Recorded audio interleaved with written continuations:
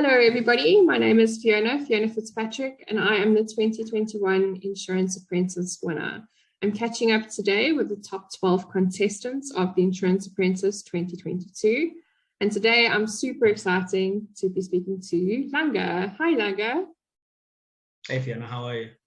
Good, good. Congratulations on your position in the top 12 of the Insurance Apprentice. It's a super fantastic achievement. And in order for us to be having this conversation here today, it means that you've competed in the first round of the competition, and because of getting the highest score in your session, you've been chosen to go through to the next round.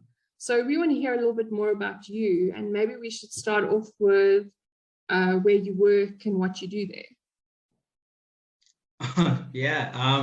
I work at a company called Opulentia Financial Services, where I am an account manager. We're a brokerage. I would say sort of SME type brokerage. Not SME type. We are an SME, but we're certainly growing, and maybe we won't fill that definition in a few years' time. That sounds exciting. So, how do you feel about reaching the top 12 of the Insurance Apprentice? No, it's great. It's lovely to compete, but also meet fellow young people in the industry, people who are so energetic, so passionate. And I have never been someone who has dismissed the role of luck. I think there were so many people involved, and this top 12 could look very different with me not in it. I only got in by a sudden death in my competition, so I could very easily not be here. So very, very honored, and just happy to be a part of this process. It's a journey of emotions, particularly if you end up in a sudden death type scenario. It is, you're up and you're down and you're like, okay, cool, let's go. And then it's like, oh. So yeah, I hope there's lots of ups for you in the competition going forward. Thank you. In terms of the competition structure and having an idea, an idea is only an idea at the end of the day, what to expect. What are you most nervous about in terms of the competition, and what are you most excited about? I'm nervous.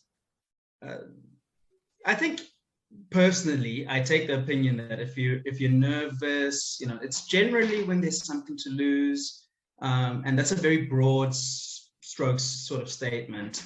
I can only see some upside here, and in that context, I'm not really nervous. There is a lot of unknown, but I do think personally that's perhaps one of my strengths, is being able to deal with situations as and when they occur. And equally, that's the most exciting part, is to see what are the challenges going to be, and just to again connect and engage. And I'm anticipating some group projects, some group tasks coming up, and that's my favorite part of any role that I've ever been in my life, personally, professionally, interacting with people, getting to know them, learning from them, and understanding how they work, and perhaps trying to adapt some of that to myself and trying to be better in my day-to-day life. So yeah, I look forward to seeing what the journey holds for you, and what the benefits are that you will ultimately get from the competition. But we'll definitely catch up online afterwards to find out. Yeah. So you haven't been through the Insurance Apprentice before. It's the first time that you've applied, which is what you've told me. Do you feel that your nerves at any point in the competition, particularly going into a sudden death type scenario, do you feel that held you back, or do you think it's pushed you forward? Oh, it certainly pushed me forward. I love that sort of thing. I love the high pressure stakes, because it gets to show you, who you really are, and how you handle that sort of pressure. And it's not to suggest that there's a right and a wrong way, but just getting to know yourself a bit better and understand that, oh my gosh, this is how I reacted when I was under such and such a pressure. What does this say about me? How can I take those tools into tomorrow, into my next task? I think it's fantastic. Definitely push me forward. Okay, that's a very interesting take. I like it. And do you feel the virtual formats has advantages, or do you feel in person there would be a very different type of feel for how the competition would run? It's an interesting question. I would infer that much like our adoption over the last few years since the onset of the pandemic, that we recognize that there are advantages and disadvantages to both platforms. I think in terms of this particular experience, it's perhaps allowed for the speed of things coming together. I know that in my group, I had people from afar in terms of the country who were able to Zoom in and be in that conversation without having to book flights and accommodation and that sort of thing. So I think it opens the net far more widely for a lot more people to participate, and that's exciting. I don't know if they could have got 78 people into studio in person, right? So opening the net, I think, is a huge positive. But of course, you do want to sometimes see the people that you're competing with, eye them out, right? See the look in their eyes a little bit more closely. That's something that we will miss, but like I said, disadvantages and advantages to the platform, but definitely as an experience overall, definitely net positive. I think this is a wonderful initiative that needs to continue to grow for our industry. So my season last year that I was involved in, season 7, was the first virtual screening of The Apprentice. And interestingly enough, we actually all got together after the fact, after we'd filmed, and it was so nice to actually connect with the people. Sometimes people are taller than you expect, and just to connect with no pressure, because I think pressure brings about a different side of people, and you will pick that up over the screen when you're working together and things like that. But that was one of my big highlights of competing last year, was actually connecting with people in person after the fact. So maybe it'll be the same for you. Hopefully so. I mean, we're officially as a country out of the state of disaster. And that means, whilst taking the requisite precautions, we can certainly make those sorts of things happen. I think they're very important. I look forward to that. So, I mean, back to the competition and back to 2022 Apprentice and not 2021.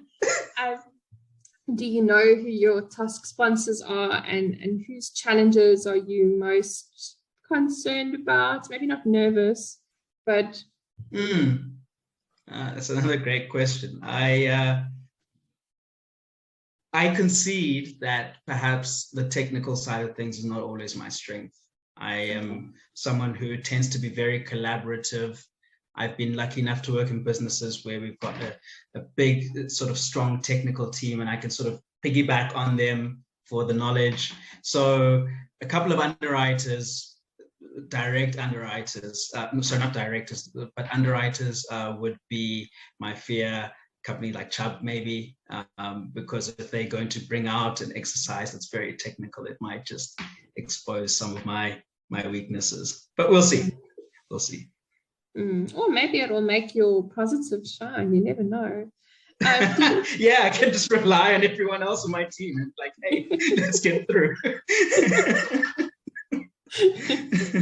Yeah. So, in terms of these challenges that you're going to be faced with, it's all speculation at the moment. But do you have any prediction of what type of topics are going to be brought forward through these challenges?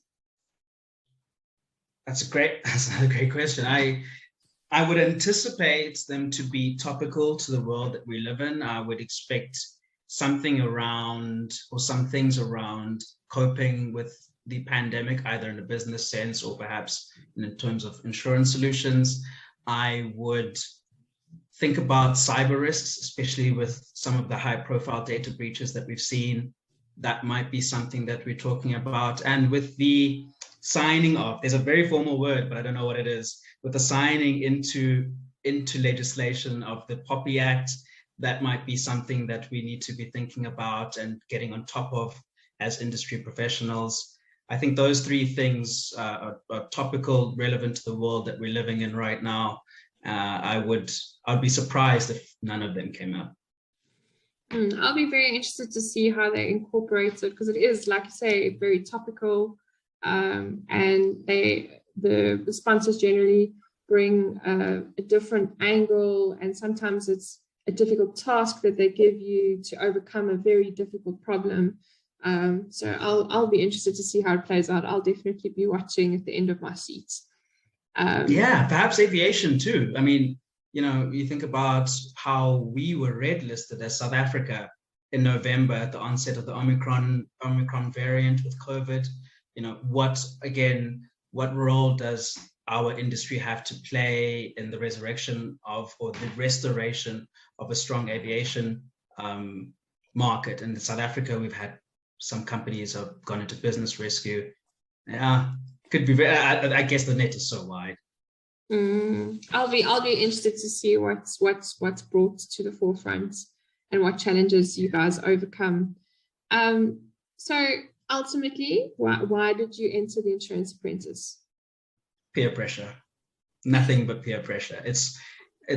I'm not even joking. It's been a few years. We're under 35s, but I'm one of the guys who's over 30, and since the onset of the competition, I've had people trying to nudge me to get involved. And as a personal individual growth thing, I think I have been reluctant in the past to sort of engage and lean into that sort of positive feedback that I get from people. So as an individual goal and as an individual growth target for myself is to lean into what people say. So when people say do it, just do it, give it a go, and see what happens. I like that attitude, because what have you got to lose? You've got nothing to lose in this situation. You've really got everything to gain. Yeah, absolutely, lots of upside. And so far, I mean, you've only been through the elimination round so far, but would you recommend other people embark on this journey and go through the process? After I didn't do it for many years? No, that's very tongue-in-cheek. Absolutely. I just feel that there's nothing as important as networks. And I mentioned that there were 70-something of us at the beginning of this thing. We've created, fantastic networks already after one round, and several hours of being connected to people. And these are people who are extremely talented, knowledgeable, funny, and who are going to be the leaders of this industry in the years to come. I think it's a very, very good idea to get to know them. You never know who you're going to need to ask to pay your clients' claims one day as well. Hi, Fiona. I've got a problem. Yeah. It's good to be in their good books. Absolutely. So it is a competition again. Are you planning to win? Planning to. I hope so. Again, I really want to sincerely take every step of one step at a time, and just be present in every moment. See the task that's ahead of you, deal with that. And if you get through, you get through. And if you don't, it's genuinely okay. I'm not trying to be overly humble or anything like that. I generally take that attitude into most things in my life. And if it means that I have to go through sudden death again with someone who perhaps hasn't had the sudden death sort of experience, and if that helps me get through and win, that would be fantastic. Cool. Well, I really do look forward to watching your journey, and seeing how the Apprentice road unfolds for you. And, really, ultimately from my side, thank you for your time. I know it's precious leading up to the next rounds, and that you have some preparation to do for the next sessions. But I'm holding thumbs for you. But a full disclaimer, because I've said this to everybody, I am holding thumbs for you, but I'm holding thumbs for everybody. You've got amazing competition that you're up against, but you're more than capable. So take it by the horns, and well done for entering, and well done for getting to the top 12. And I can't wait to see where it takes you. Thank you. And thank you as well for your time. And as someone who's won this thing, it's lovely to speak to you and engage with you and just sort of get a sense of, what this takes. It's fantastic. And, maybe we'll be able to meet up after the fact, like you did with your colleagues in 2021. I would love that. I'm always keen for a coffee. I tell to everybody I'm a professional coffee drinker. So. Oh, fantastic. That makes two of us. I'm excited. Thanks, Langa. Have a great day. I appreciate it, Fiona. Ciao.